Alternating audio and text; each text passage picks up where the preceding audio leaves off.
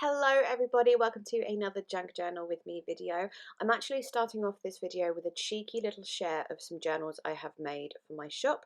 If you're not interested in seeing these, obviously that's totally fine. Skip to about 2 minutes 15, I think it is, to start the actual junk journaling. But I just wanted to share these because usually I would share them in studio vlogs, but this year has been so manic I haven't had a chance to make them. So I thought I would just sneak them into this video instead. But there's just 4 journals. They're all made with vintage or retro hardback book covers. The first 2, the faded black and the mint, are signal signature ones because they were originally very slim books, but they're quite a chunky single signature, so you're still like getting a decent amount of pages and everything. And then the other 2, the red and the denim color, have 2 signatures. None of them have any themes or anything. It's just the usual gorgeous vintagey book pages and on ledger paper, vintage graph paper, florals, vellum, old bags, just the yummy kind of papers that I generally use. They all have these ornate brass corners that I've added, which I absolutely love. And as usual, all the pockets and tuck spots and everything have been filled with various pieces of ephemera and stickers and whatnot to kind of get you started. But all the information will be on the listings as to, how many pages, how many pockets, etc., etc. As I said, I just didn't have the studio vlogs opportunity to share these, so I thought I would just throw them in here.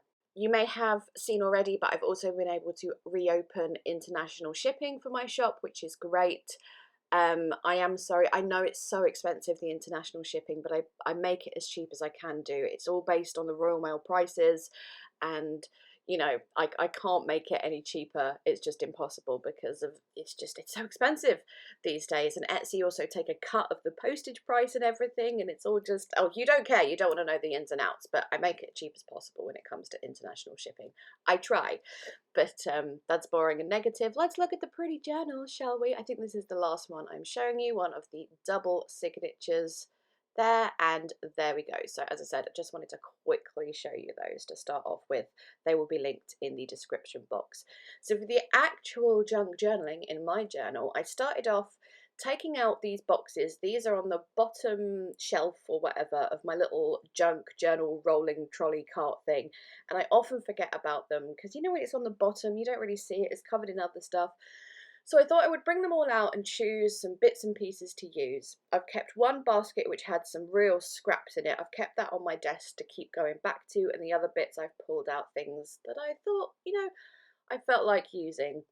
So I've got some envelopes. These lovely bits I'm playing with here, these were given to me, not all of them, but most of them, from Ellen Oscar Journals. I don't know if her shop is open at the moment, but I'll link it just in case. Like that tag with like the lace and button on, that's from her. And then also some tags I've made myself, a little vellum pocket, and these napkin bits for decoupage. I always have, in all of my junk journal kits in my shop, all the different sizes, there's always a napkin for decoupage, and whenever I buy a set, because they're always different, I keep one for myself to use in my junk journaling. So these are napkins that were used available in kits a long time ago. So I have obviously taken off the back 2 layers of the napkin, and I'm going to decoupage those onto these pages using Distress Collage Medium, the matte one. I was at first only going to use just 1 or 2 pieces, but I got a little bit carried away and ended up adding a few more scraps here and there. I really love the way those napkins look on the doily page. Obviously you do have to be a little bit careful about getting the glue like through the holes of the doily and not getting it on the previous page, because then they're going to stick together. So I kind of kept it to the middle where there's no doily holes, but yeah, I was really happy with that. Really patchworky, shabby chic kind of theme. Just drying that off with my heat tool because I was too lazy to wait for it to dry, and I'm going to start figuring out what I want to do on this page. So that tag there with the button on, I absolutely love it, but the button, as beautiful as it is very big and bulky, and I don't like putting buttons and stuff in the middle of my journal because that adds so much bulk on just one page. So I was figuring out a way to have that so the button actually comes off the edge of the page and won't bulk out the journal. So I'm going to stick that on upside down. Found some other pieces I wanted to use, like that picture of the lady, and this piece here is from those journal cards that Tim Holtz brought out last year, I think, beginning of last year. I'm going to go around everything with Distress Oxide and tea dye, and just before I started putting things down, I also put some scraps of washi here and there, kind of filling up the holes in the decoupage as well. Did a little bit of stamping, but I think I chose the wrong colour. I chose archival sepia ink, and looking at it, I think a grey would have been better, but it doesn't matter. It's a junk journal. Most of it will get covered up anyway, but yes, gonna stick all those little pieces down. I have that little lace butterfly thing, which is gorgeous, and I have absolutely no idea whatsoever where it came from, just found it in the stash. So I really wanted to include that as well for the whole shabby chic theme. But then I wanted something behind the picture of that lady. It looked a bit bare behind her. So this doily looking piece with the rose is from the new Tim Holtz wallpaper scraps pack. So I'm going to stick that down there again around the edges with the old tea dye. And then I'm going to move on to the opposite page. So this, shush phone, stop buzzing. This is a little vellum envelope, which I believe had some stickers or something in. I cut off the top flap, and then I didn't cut it all off, just a bit, and then I thought it would look cute if it had a little scalloped border, so I used a border punch to do that. I added double-sided tape to this parts of the vellum pocket where it was folded over, so you already have that double layer of vellum. Just if you put it behind that single layer, it looks really ugly. Double-sided tape behind vellum can just look blech.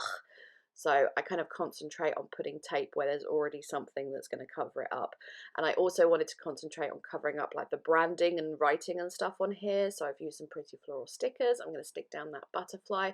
To stick that down, I put red line tape in the center of it and a little bit of glue at the top of the wings because they were, well, because otherwise they'd be flapping around and I didn't want that. Another sticker to cover up that other bit of writing. And then what I have used to put in the pocket as a little journaling spot is actually a little cardstock sample from, you know, one of those places where you can get all the different cardstocks, and if you ask them, they'll send you a sample of however many.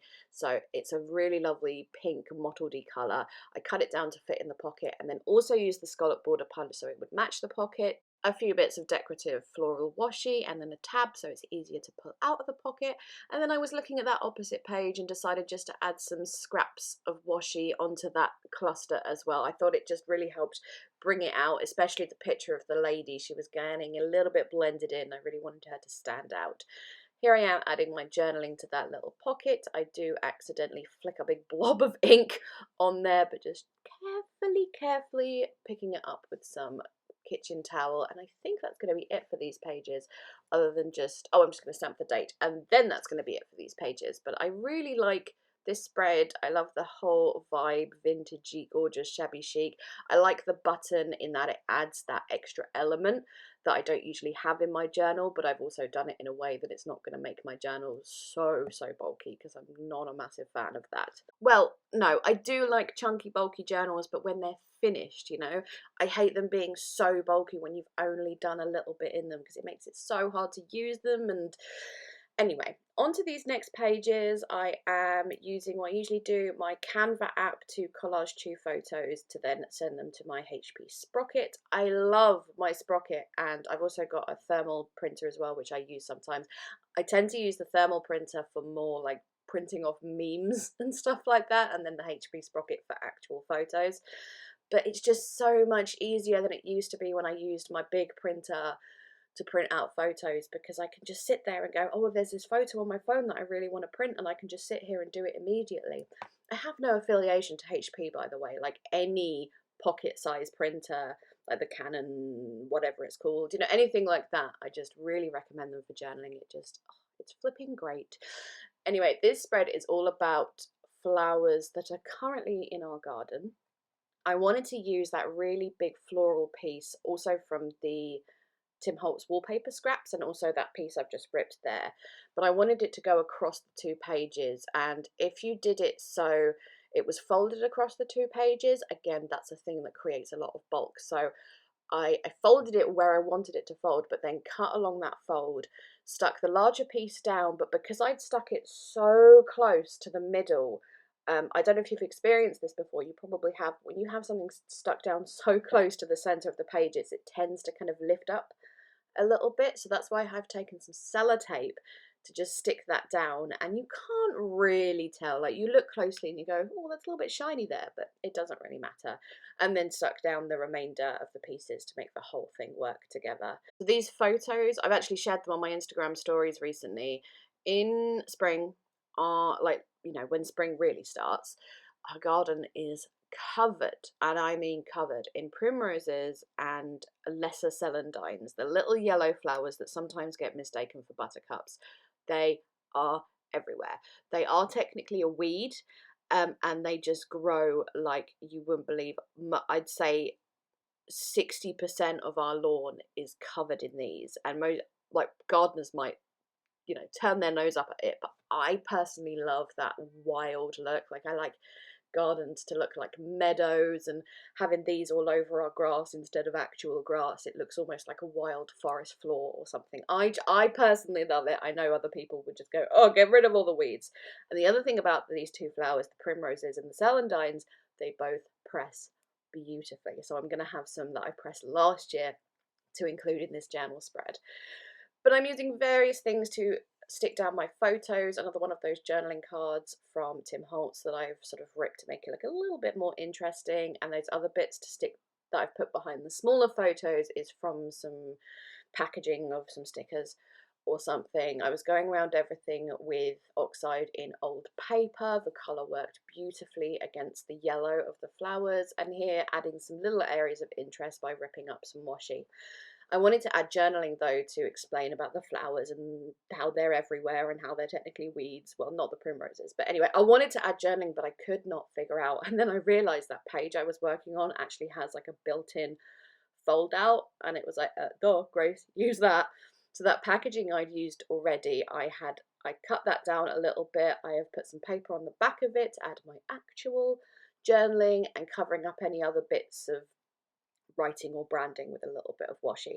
I did take a pencil and make a little bit of a mark on that page, because I am a nightmare. If I am journaling on something I'm going to tip in, I forget that I need to allow room for like where the washi or whatever is going to go to stick down the tip in. So I make a little pencil mark just to remind me not to journal all the way to that edge, because otherwise, yeah, I will forget and then have to cover up some of my journaling, which is a pain. I also wanted something on the front of this little tip-in, you know, just to kind of make it my own. And I thought at first I would use the pressed flowers that I mentioned. There's the primrose there, and then I'm going to pull out the celandines. There they are. But then I remembered these. I had found these in my stash. I have had them for so long. I completely forgotten about them and came across them. They're these little laminating pouches. I think they're designed for like ID cards, to laminate ID cards to keep them safe or whatever. And I thought these are just perfect for pressed flowers.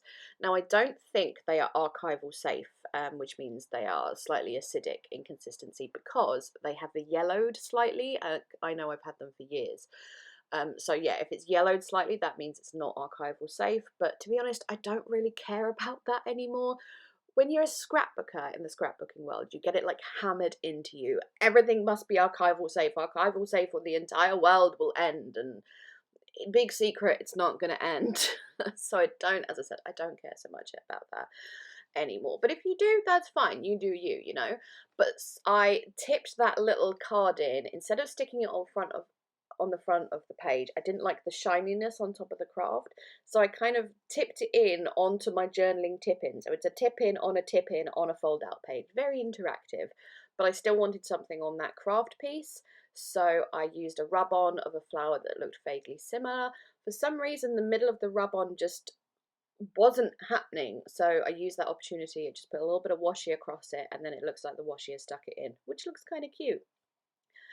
Then going through a few sticker books just to add a few stickers here and there. On that other page with the birds and stuff on, I wanted to keep most of it because it's really pretty, but I just always feel the need to add some of my own flair to a page, even if it's just a couple of little stickers or something. But yeah, there's that interactive element with all the things going on and the flowers, and I just think that's so pretty.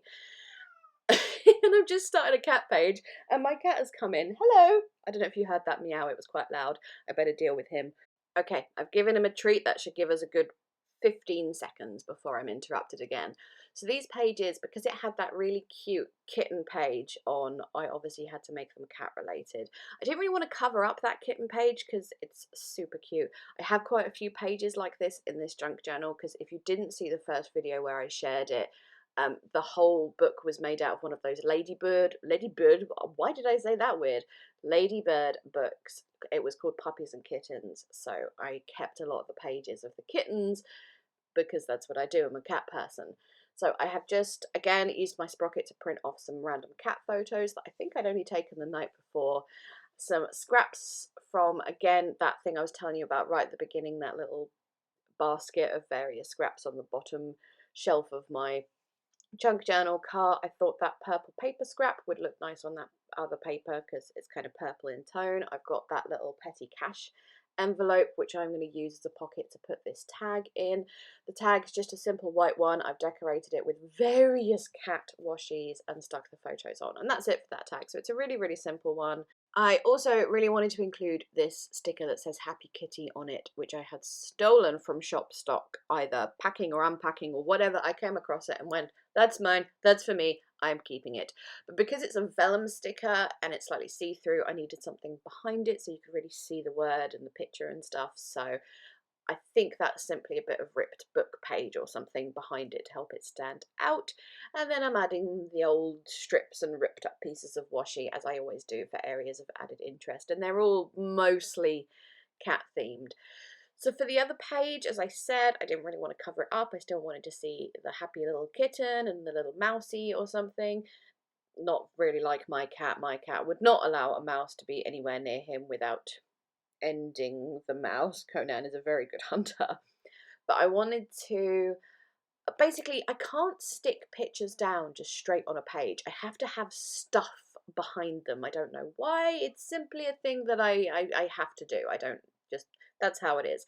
That little picture of Conan doing a little blep had been hanging around on my desk for a while waiting to be used, so it was, you know, the perfect opportunity.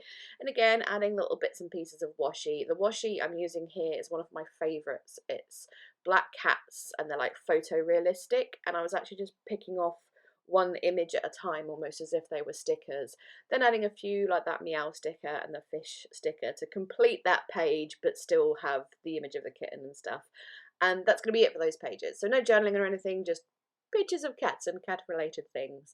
And then these pages, I'm just showing you again all the pages I did. I love the one with the dried flowers on. I love it so much, and I actually really love this one as well with the shabby chic theme. So there we go. Thank you so much for watching. As always, the relevant links will be in the description box. Links to the journals I mentioned, links to other products in my shop that are relevant to this video, and then other products as well, like the inks and whatnot. But yes, that's going to be it from me. Please leave me a thumbs up if you enjoyed. Chat to me in the comments. As I always say, I love talking to everybody. Tell me about your journaling recently. What have you journaled about? Have you journaled flowers? Do you put flowers in your journal? I like finding out all the different ways people add pressed flowers to their journals. But anyway, I'm going to start rambling, so I'm really going to shut up now. Thank you so much again. Bye-bye.